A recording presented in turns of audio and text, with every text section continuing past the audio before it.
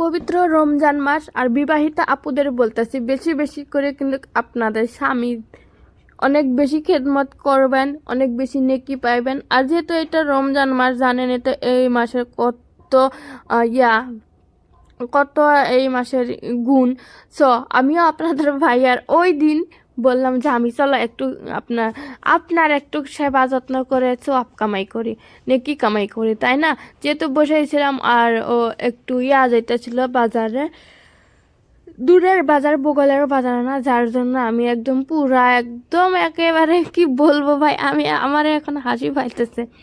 এত যত্ন করেছি, জুতা পরাইয়া দিছি, তারপরে এই জুতাগুলো বলছিলাম যে আমি আগেই বলছি যে মানে নোংরা হয়েছে, আমি পরিষ্কার করে দিই। বলে যে না থাক, চলবে।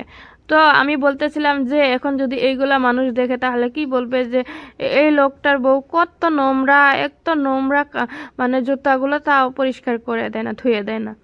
আমি কিন্তু ধুইতে চাইছিলাম, আমার দেয় নাই, এটা আমার দোষ না, এটা আমার প্লাস পয়েন্ট। কিন্তু তারপরে এই যে ঘড়ি পরাইয়া দিছিলাম, আর ভিডিওটা দেখছেন আন্দার মুন্দার হইতেছিল, কেন জানি না হইতেছিল, একটু পহর আসতেছিল, একটু আন্দার আসতেছিল। আর এই ঘড়িটা কিন্তু আমার, বিশ্বাস করেন, আপনাদের ভাইয়াই কিনে দিছে আমার, যেহেতু আমার তার মানে আমার। কিন্তু তারপরেও কোথায় যাইতে ধরলে আমার এই ঘড়িটা না হলে কিন্তু তার চলেই না। কি জানি পাইছে, এতই যদি পছন্দ তাহলে নিজের জন্য কিনতে পারে না বলেন?